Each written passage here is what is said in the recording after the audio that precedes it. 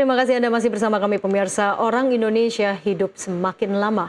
Usia harapan hidup naik hampir 20 tahun sejak 1965. Namun di balik umur panjang, risikonya juga ikut memanjang. Di Indonesia, lebih dari 55% lansia masih bekerja, mayoritas di sektor informal. Di saat yang sama, sekitar 1 dari 5 lansia masih hidup tanpa jaminan kesehatan. Inilah Protect Aging Population Indonesia, umur panjang tapi hidup tidak selalu aman. Selengkapnya akan dijelaskan oleh rekan saya Rian Antono. Ya, baik. Terima kasih Helen Gracia, dan memang seperti yang Anda sampaikan, banyak yang berpikir bahwa memang kalau umur panjang ini artinya mungkin rezekinya panjang, kesehatan ini juga diberikan keberkahan. Namun di balik hal itu semua, ternyata memang ada berbagai cobaan-cobaan. Salah satu adalah jaminan kesehatan ketika memang sudah tidak ada, terlebih lagi ketika mereka harus bekerja. Dan pemirsa, kita memang mengetahui bahwa orang tua kita ini sekarang hidup lebih lama, usia makin panjang. Tapi kehidupan tidak selalu makin aman. Banyak lansia di Indonesia yang masih harus bekerja, bukan karena ingin, tapi karena tidak ada pilihan lain. Di usia yang harusnya istirahat, mereka masih turun ke sawah, ke pasar, ke jalanan demi bisa makan dan bertahan. Masalahnya saat badan mulai rapuh dan penyakit datang, tidak semua orang tua kita punya pegangan. Sebagian besar tidak punya tabungan dan jutaan lansia masih hidup tanpa jaminan kesehatan. Jadi umur memang panjang, tapi risiko hidup juga ikut panjang. Dan inilah potret lansia Indonesia hari ini. Menua lebih lama, namun hidup dalam ketidakpastian. Kita akan bahas dalam umur panjang, hidup tak selalu aman. Kita akan mulai dari gambaran globalnya dulu pemirsa.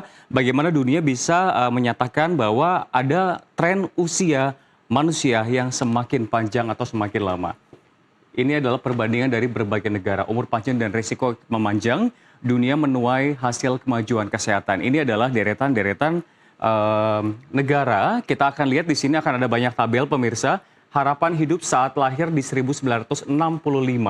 Sementara ini yang terbaru di 2025, 65 dan 2025. Dan ini besaran perubahannya. Jadi sebagai contoh saja pemirsa, pada tahun 1965, rata-rata usia hidup dunia masih di kisaran 54 tahun. Kini pada 2025, rata-rata secara menyeluruh bertambah menjadi 20 tahun. Jadi artinya 74 tahun rata-rata. Namun kenaikan ini memang tidak merata. Sebagian negara mencatatkan lonjakan usia hidup yang sangat besar, sementara negara maju hanya bertambah sedikit. Data ini kami hindarkan adalah data dari All World, yang mana menunjukkan salah satunya kita akan lihat dulu di peringkat pertama pemirsa. Ini ada Maladewa dengan besaran angka yang sangat besar. Saat tahun 1965, usia tertua ada di 41 tahun, namun sekarang meningkat sebesar 41 tahun menjadi 82 tahun. Diikuti oleh Oman dari 41 menjadi 81, Bhutan dari 38 menjadi 74. Lalu kita bergeser di Arab Saudi dari 48 tahun di tahun 2025 menjadi 80 tahun dengan selisih 32 tahun.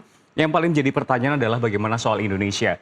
Di sini juga kami menghadirkan data untuk Indonesia pemirsa. Di tahun 1965, usia tertuanya itu di 43 tahun, namun harapan hidup tepatnya, lebih tepatnya penggunaan katanya adalah di 72 tahun, yang artinya ada sekitar 29 tahun perubahan angka dari tahun 1965 hingga tahun 2025 pemirsa. Dan ini tuh memang mencatatkan beberapa angka-angka yang sangat besar. Artinya perubahan struktur umur ini terjadi lebih cepat di negara yang sistem sosialnya belum sepenuhnya mapan. Dan di Indonesia termasuk di dalamnya. Dan kita akan melihat seperti yang sebelumnya disampaikan oleh rekan saya, Ellen Gracia, terkait dengan Indonesia yang sudah mulai masuk ke dalam fase dari aging population, pemirsa. Kalau memang aging population sendiri, jika kita artikan dalam bahasa Indonesia, artinya adalah penuaan penduduk. Pergeseran struktur kependudukan di mana proporsi penduduk usia lanjut atau lansia meningkat secara progresif, sementara jumlah usia muda menurun. Kondisi ini terjadi akibat peningkatan angka harapan hidup dan penurunan tingkat kelahiran. Dan Indonesia sendiri memang mulai memasuki fase ini di mana lansia merupakan 1 dari 10 penduduk. Kita akan lihat di sini beberapa intisari dari data-data pemirsa. Lansia terus bertambah, harapan hidupnya juga meningkat, kita katakan, dan 55,32% lansia masih bekerja. Namun dari dominasi yang masih bekerja, ini lebih miris lagi adalah mayoritas di sektor informal. Mereka semua bekerja di sektor informal. Lebih dari separuh penduduk lanjut usia di Indonesia masih bekerja, dan ini mengacu data dari BPS Sakernas Agustus 2024 yang mencatatkan angka 55,32% ini masih aktif secara ekonomi. Jumlah lansia bertambah, usia harapan hidup terus meningkat, namun berbeda dengan negara maju, lansia di Indonesia belum sepenuhnya bisa berhenti bekerja, pemirsa. Bukan karena pilihan sekali lagi. Masih aktif secara ekonomi dan ini bukan sekedar soal produktivitas tapi soal kebutuhan untuk bertahan hidup dan kondisi ini paling terasa di wilayah pedesaan di mana rata-rata memang bekerja di sektor informal. Kita akan lihat secara signifikan di data selanjutnya.